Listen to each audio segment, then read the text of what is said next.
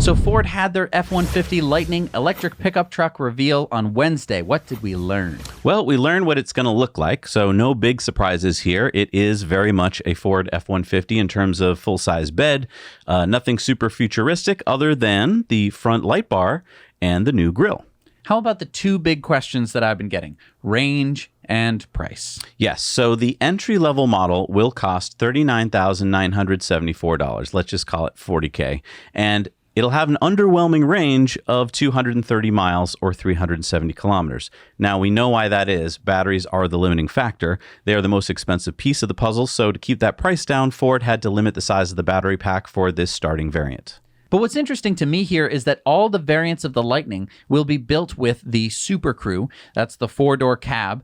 And so with a federal tax credit still available for Ford of $7,500, that would put the price of the Lightning lower than the price of Ford's gas version of the F-150, which is $36,650. Yeah, that's a good point. I mean, the Lightning would come in at $32,500, about $4,000 cheaper. So what about the longer range version? So the mid-series XLT extended range version starts at $52,974. Let's call it $53K, with a range of about 300 miles. So they haven't published the exact range yet because the EPA hasn't rated it. The maxed out version has the same 300-mile range, but costs $90,474. Wow. Okay. So this is a pickup truck. What about towing? Well, the standard range Lightning can tow 7,700 pounds. That's about the same as the base Tesla Cybertruck. And the extended range Ford F-150 is able to tow up to 10,000 pounds. That's the same as the dual motor Cybertruck. But the Tesla Cybertruck Tri-Motor will be able to tow 14,000 pounds. Okay, so the Lightning can tow more than the gas-powered versions of the Ford F-150, but less than the hybrid or diesel versions of the F-150. The next question, though, is what about payload? Well, the standard range can actually carry a bit more than the extended because it's already carrying less batteries. So the standard range can carry 2,000 pounds versus the extended range at 1,800 pounds. Now compare this to the Tesla Cybertruck, which can carry 3,500 pounds. Okay, but what about motors? Well, both variants of the Lightning have two motors, so all-wheel drive will be for both variants. The standard range has 318 kilowatts or 426 horsepower, and the extended range has 420 kilowatts or 563 horsepower and 775 foot-pounds of torque. And you knew I was going to ask, acceleration? The extended range will have 0 to 60 times in the mid-4-second range. Okay, charging? Very similar to what we talked about with the Mach-E. Ford doesn't have a dedicated charging network. So they rely on kind of a combination of some existing networks, which we've talked about before.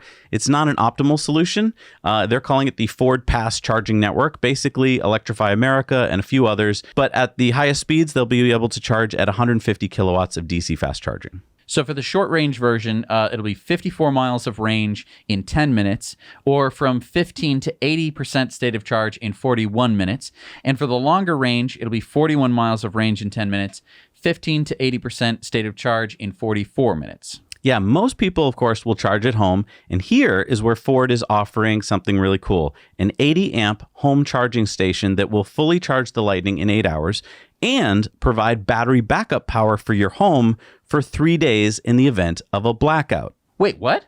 Yeah, so Ford has chosen Sunrun to install Ford's charge station that can do vehicle to grid, V2G. They're going to use Lightning's battery to power your home at 9.6 kilowatts. Now, Ford's Ryan O'Gorman, their electrification strategy manager, said F-150 Lightning is built for seamless transitions between charging your vehicle and powering your house when needed. And Ford is the first in the U.S. to offer this capability on an electric truck. Wow, so this would kind of be like a power wall for your house, but it would be your truck. Yeah, in fact, we have a video contributor story from our friend Lee in Puerto Rico that shows this perfectly. Hello, Zach and Jesse.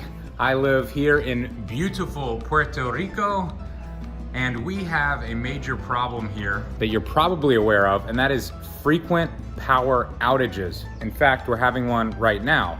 Now, people are so used to this in Puerto Rico that many homes have installed gigantic diesel generators that automatically kick on as soon as the power turns off. The problem is that you don't know your generator has a problem until the power turns off, which is exactly what has happened right now. So when the power goes out, that switches over, this automatically turns on, and this did turn on when our power went out, and then it cut off.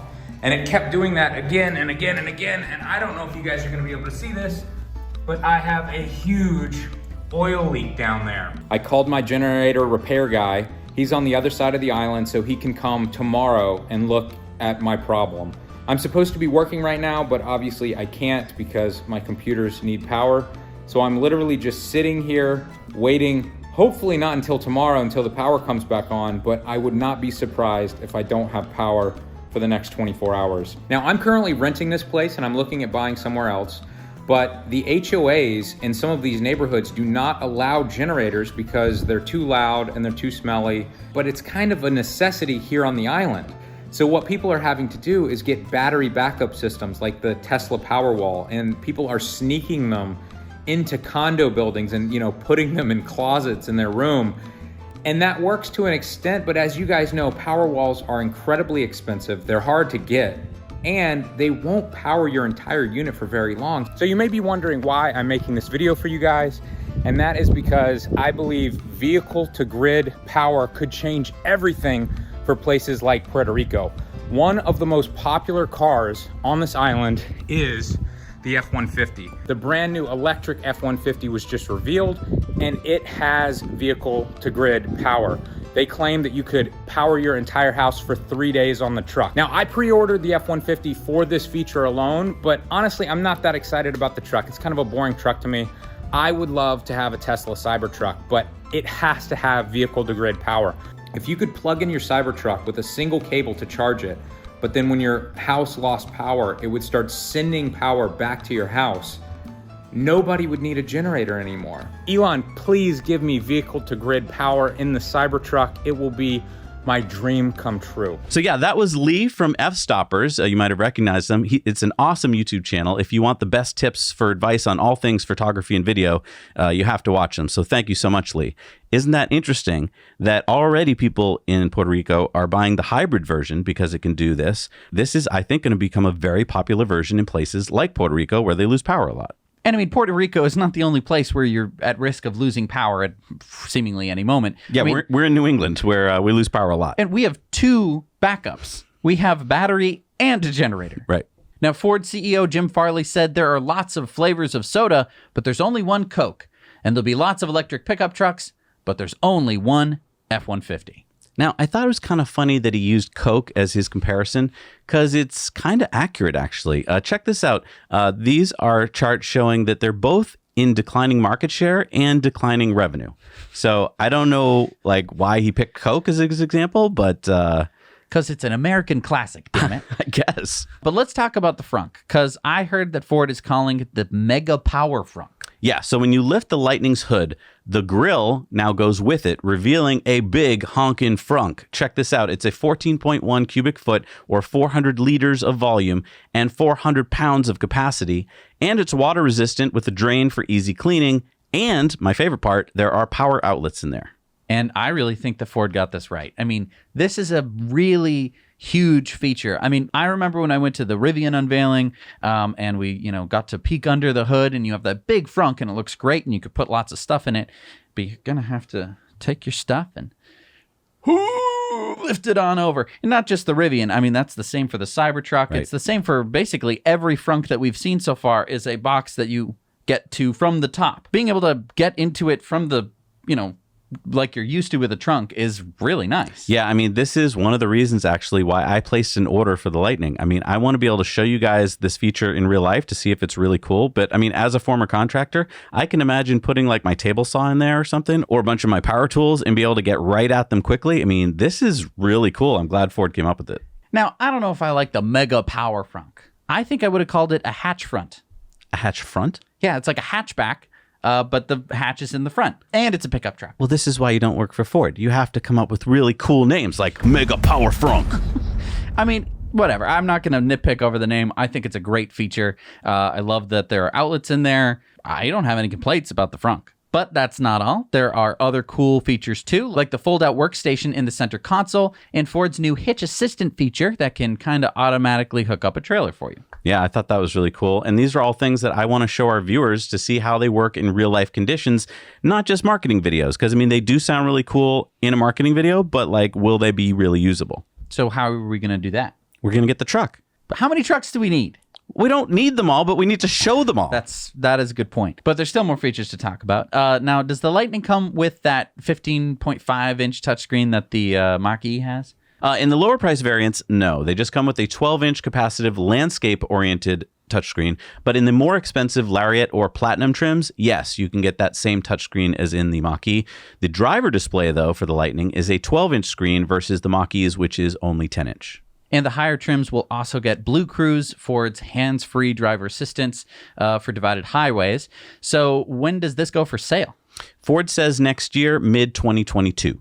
And is this truck going to have any new features that we haven't seen on a Ford yet? Yeah, this will actually be the first Ford F-150 with independent rear suspension. And it will have what they say is the strongest steel frame that they've ever put in a Ford, probably because they're adding so much weight to it. Now, I know we bash Ford all the time on the show. They have been really late to the game, but we're not such Tesla fanboys that we can't be open-minded. We want EVs to succeed. So that's why I pre-ordered the Lightning. I want to see if this truck can really do all the things it says. Yeah, and we want to test it for you. We want to show what it can and can't do.